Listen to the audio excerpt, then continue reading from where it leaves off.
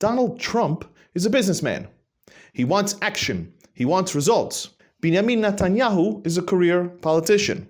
A politician in a conflict that spans decades. For him, the status quo is a victory.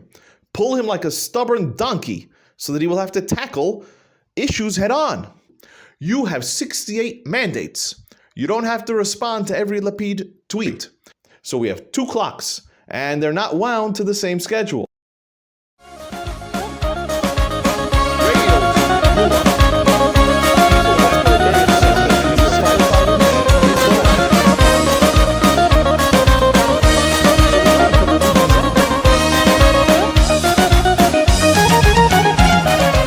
The clock is ticking.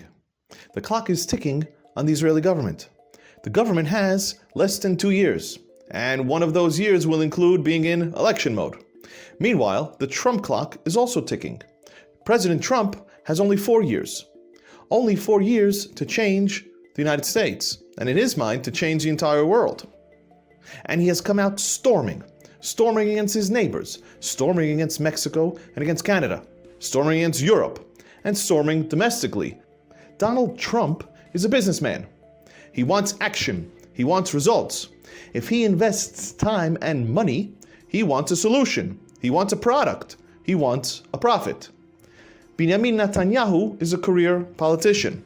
A politician in a conflict that spans decades, generations, centuries. So he is content with slow-moving progress. For him, the status quo is a victory. So we have 2 clocks, and they're not wound to the same schedule. These are not merely 2 different approaches. These are contrary, and they are publicly coming to a head. Regarding Israel and Hamas, Trump has been much less subtle recently. He first said what he expected, which then became what he would do personally, which then became Israel should decide, which then became someone has to get much tougher, hint Netanyahu, which has now become direct American talks with Hamas. Trump has put out very strong words and ultimatums and even deadlines. Deadlines that have come and gone. In his own eyes, Trump knows that every threat and every missed deadline damages his reputation. It damages his power. And we're not talking about just with tiny Hamas. We're talking about the world stage. He's already successfully bluffed Colombia and Canada and Mexico. And we've seen this before. We saw this in Trump 1.0. In Trump 1.0, Trump openly shot a missile at Iranian General Soleimani. Where did he do it? He did it at the Baghdad International Airport. He did it when Soleimani was on his way to visit the Iraqi Prime Minister. So he did it in front of the whole world. And he sent a message purposefully to the whole world and to Russia and to China to let them know that Trump is not afraid to use his powerful military and to let them know that he's not afraid of consequences and he's not afraid of international pressure. So here too, against Hamas, Trump sees another opportunity, a chance for a 2-for-1, to destroy Gazan terrorists and send a military message to the whole world. But Netanyahu is standing in his way. And Netanyahu has already exposed a chink in Trump's armor. Now, Trump is not a warmonger. He has mocked the neocons. He has mocked the Steve Bannons. Instead, he prides himself, like Ronald Reagan, not on winning wars, but on peace through strength. So, a chance to flex his military muscle in this morally justifiable case by destroying Hamas, this is an opportunity that Trump wants. On to Netanyahu. First of all, he's not going anywhere. He remains head and shoulders above all other Israeli politicians in terms of political savviness, popular support, professionalism, charisma, international clout. Under his leadership, Israel has reached levels of political and economic success well above its own size and age. Now, part of Netanyahu's strategy for such long-term survival is his knack for accumulating excuses, even pre-excuses, which allows him to avoid action, allows him to share or shift blame. What does this mean? It means he pits one side against the other, And those are his excuses for not acting. Where have we seen this? Well, his long list of excuses that he offers to the right are the courts, the left, Blinken and Biden, Europe, Gantz, Gallant, the ICC, sanctions, embargoes, goes on and on. To the left, he will claim Ben-Gvir and Smotrich, the coalition, the budget, Haredim, U.S. evangelicals. Also a very long list. And these long lists enable him to backtrack on promises, not to meet expectations, but to still save himself and use the plausible deniability to blame someone else. In other words, sorry, I would love to keep my promise regarding ABC, and I meant it at the time, but right now, XYZ keeps me from doing it, even if he himself created the circumstances for XYZ. In short, that's the MO, and that's his MO for decades. And it is exactly for that reason that he evokes personal vendettas in politics. Lieberman, Saar, Elkin, from this Knesset alone, and others have dropped their ideologies, have seemingly dropped personal gain just to depose him, to depose Netanyahu at any costs. We've also seen similar personal animosity on the world stage. President Sarkozy complaining to Obama years ago. We saw it in 2001 with Trump's comments on Netanyahu as well. But either way, there's no replacement for Netanyahu from the right. And if there was, as we said earlier, there's no time.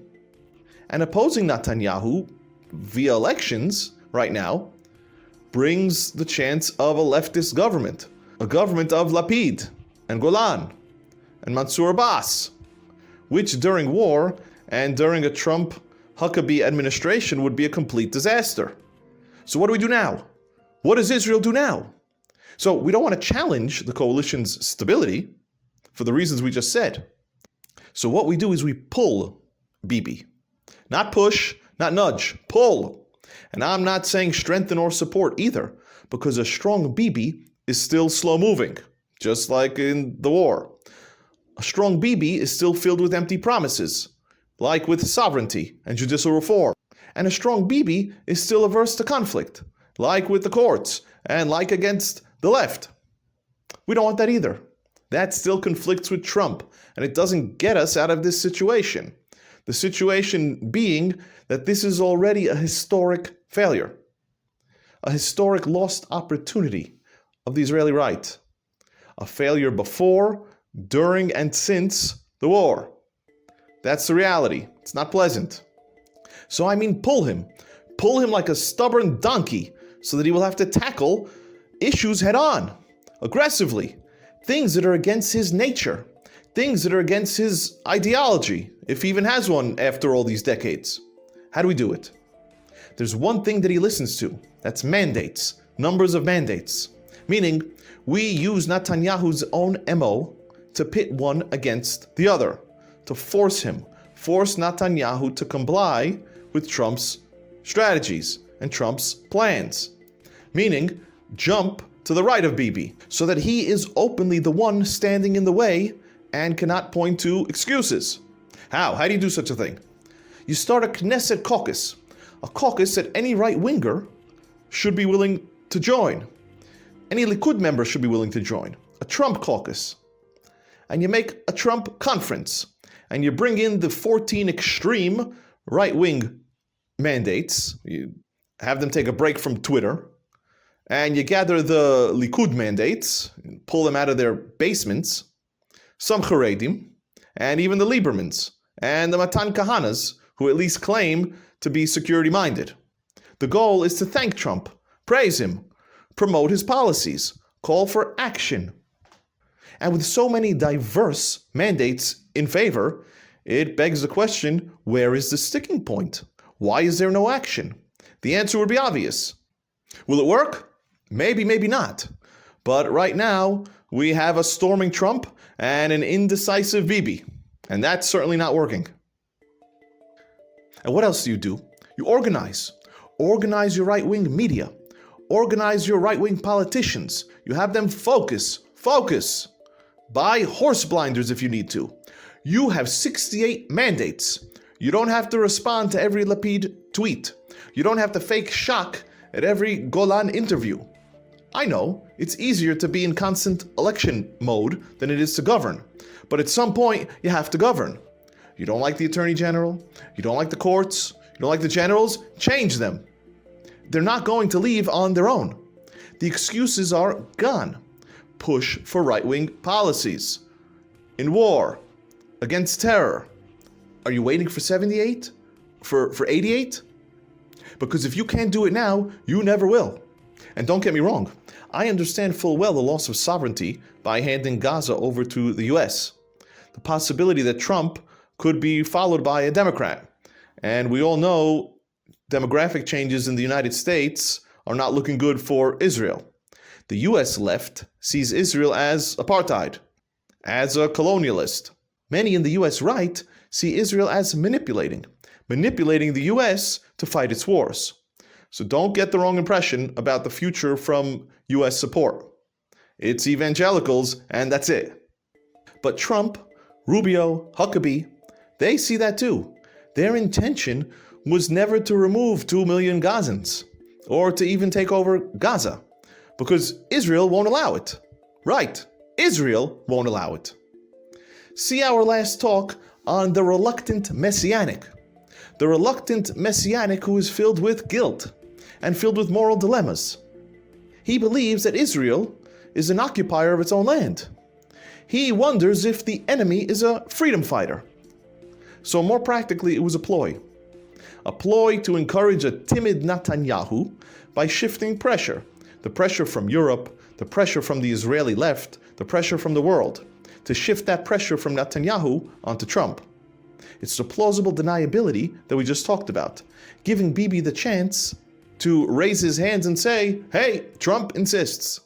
So the real goal was a negotiating ploy to move an otherwise recalcitrant Hamas, a Hamas that is unfazed by deaths of civilians, unfazed by their own destruction, but what may get them to the negotiating table is the complete loss of Gaza. Trump's real end goal was to have them, the Hamas leaders, leave. And that's exactly what we saw in his last threat, where he said, turn over the hostages, and Hamas leaders should leave. Now, this doesn't remove PIJ, doesn't remove PFLP, Fatah, the Muslim Brotherhood, ISIS in Sinai. It doesn't solve the deadly indoctrination. It simply pushes the problem to the next generation. So it's a less than ideal outcome, and many will say it's a loss. But after a year and a half, this government and our military leaders have proven that they will not do what it takes to win. They are unwilling to pay the civilian casualty costs. They are unwilling to use the heavy-handed deterrents needed to combat terrorism, to combat guerrilla warfare. That's the reality, like it or not. And most of us don't. But you go to war with the leaders you have, not with the leaders you want. If anyone remembers Rumsfeld, which I doubt. And what this Trump plan does, not plan A of removing 2 million people, unfortunately that's a negotiating ploy as we said, but plan B, the real plan. The plan to remove Hamas leadership, who anyway will just switch their jerseys to another acronym. But what it does is it saves face for Israel. It makes Trump the hero. It keeps Gaza quiet for a while, and it ends the war. Which means Israel will not be actively bombing Muslims, so that Saudi Arabia can join the Abraham Accords. It ends the Middle East peace conflict.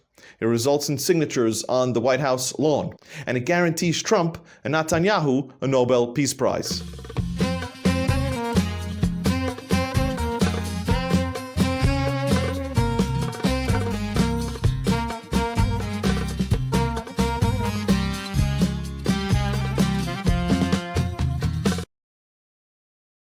Donald Trump is a businessman. He wants action. He wants results.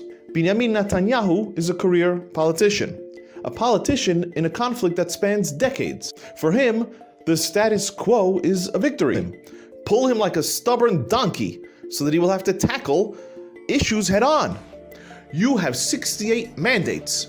You don't have to respond to every Lapid tweet. So we have 2 clocks, and they're not wound to the same schedule.